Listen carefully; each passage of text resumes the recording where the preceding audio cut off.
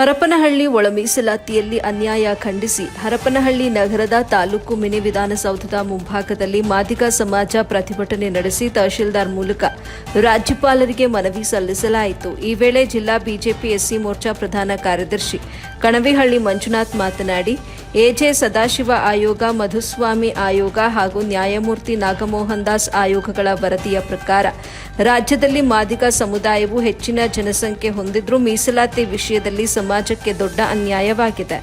ಕಾಂಗ್ರೆಸ್ ಸರ್ಕಾರವು ಒಳ ಮೀಸಲಾತಿ ಜಾರಿ ಮಾಡುವಲ್ಲಿ ಅನಗತ್ಯವಾಗಿ ಕಾಲಹರಣ ಮಾಡುತ್ತಿದೆ. ಸುಪ್ರೀಂ ಕೋರ್ಟ್ನಲ್ಲಿ ದೀರ್ಘಕಾಲದ ಹೋರಾಟ ನಡೆಸಿ ಮೀಸಲಾತಿ ಹಕ್ಕನ್ನು ಪಡೆದುಕೊಂಡಿದ್ರು ರಾಜ್ಯ ಸರ್ಕಾರ ಮೀನಾಮೇಷ ಎಣಿಸುತ್ತಿದೆ.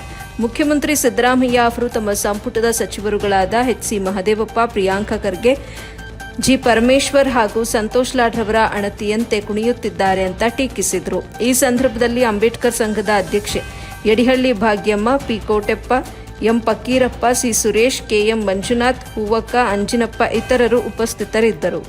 ವರದಿ Prabhu K, AB news Kannada, bureau ಮುಖ್ಯಸ್ಥರು, ವಿಜಯನಗರ ಜಿಲ್ಲೆ. ಇವರಿಗೆ ಮೀಸಲಾತಿಯಲ್ಲಿ ಅನ್ಯಾಯವಾಗಿದೆ ಎಂದು ಆಯೋಗ ಹೇಳಿದರೂ ಕೂಡ ಕಾಂಗ್ರೆಸ್ಸಿನ ಮುಖ್ಯಮಂತ್ರಿಗಳಾದ ಸನ್ಮಾನ್ಯ ಶ್ರೀ ಸಿದ್ದರಾಮಯ್ಯನವರು ತಮ್ಮ ಸಚಿವ ಸಂಪುಟದ ಸಚಿವರುಗಳಾದ ಶ್ರೀ ಎಚ್.ಸಿ. ಮಹದೇವಪ್ಪ, ಶ್ರೀ ಪ್ರಿಯಾಂಕ ಖರ್ಗೆ, ಶ್ರೀ ಜಿ. ಪರಮೇಶ್ವರ್, ಶ್ರೀ ಸಂತೋಷ್ ಲಾಡ್ ಇವರ ಅಣತಿಯಂತೆ ಕುಣಿಯುತ್ತಾ ಮಹದೇವಪ್ಪನವರ ಸಮಾಜವನ್ನು ಎತ್ತಿ ಕಟ್ಟಲು ಒಟ್ಟಾರೆ ಕಾಂಗ್ರೆಸ್ ಸರ್ಕಾರ ಮಾದಿಗ ಸಮಾಜದ 30 ವರ್ಷಗಳ ಒಳ ಮೀಸಲಾತಿಯ ಹೋರಾಟದ ಕುತ್ತಿಗೆಗೆ ನೇಣು ಹಾಕುತ್ತಿದೆ.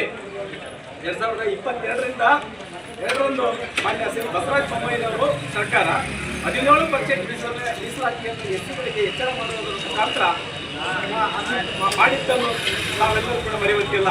ಆದರೆ ಅದನ್ನು ರದ್ದುಗೊಳಿಸುವುದರ ಮುಖಾಂತರ ಯಥಾವತ್ತಾಗಿ 15 ಹಳೆಯ ಮೀಸಲಾತಿಯಲ್ಲಿ ಮೀಸಲಾತಿಯನ್ನು ಕೊಡುವ ಮುಖಾಂತರ 56,000 ನೇಮಕ ಮಾಡಿಕೊಳ್ಳುತ್ತಿರುವುದು ಪರಿಶಿಷ್ಟ ಜಾತಿ ಮತ್ತು ಪರಿಶಿಷ್ಟ ಪಂಗಡಕ್ಕೆ ಅನ್ಯಾಯ ಮಾಡುತ್ತಿರುವುದು ಖಂಡನಾರ್ಹ. ಮಾದಿಗ ಸಮಾಜವನ್ನು ಇದನ್ನು ಸಹಿಸಿಕೊಳ್ಳಲು ಸಾಧ್ಯವಿಲ್ಲ. ಎಲ್ಲ ಆಯೋಗದ ವರದಿಗಳನ್ನು ಗಾಳಿಗೆ ತೂರಿ ಮಾನ್ಯ ಶ್ರೀ ಸಿದ್ದರಾಮಯ್ಯನವರು, ಎಚ್.ಸಿ. ಮಹದೇವಪ್ಪ, ಶ್ರೀ ಪ್ರಿಯಾಂಕ ಖರ್ಗೆ, ಜಿ. ಪರಮೇಶ್ವರ್, ಶ್ರೀ ಸಂತೋಷ್ ಲಾಡ್ ರೀತಿಯಲ್ಲಿ ಸಿದ್ದರಾಮಯ್ಯನವರನ್ನು ಕಟ್ಟಿ ಹಾಕಿ ರಾಜ್ಯದ ಮಾದಿಗ ಸಮಾಜಕ್ಕೆ ವಂಚನೆ ಮಾಡುತ್ತಿದ್ದಾರೆ.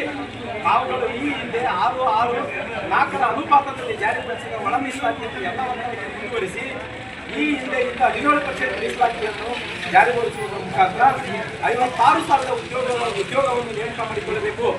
ಇಲ್ಲದಿದ್ದರೆ ತಮ್ಮ ಸರ್ಕಾರದ ವಿರುದ್ಧ ಮುಂದಿನ ದಿನಗಳಲ್ಲಿ ಉಗ್ರ ಹೋರಾಟವನ್ನು ಹಮ್ಮಿಕೊಳ್ಳಲಾಗುವುದು ಎಂದು ಈ ಮನವಿ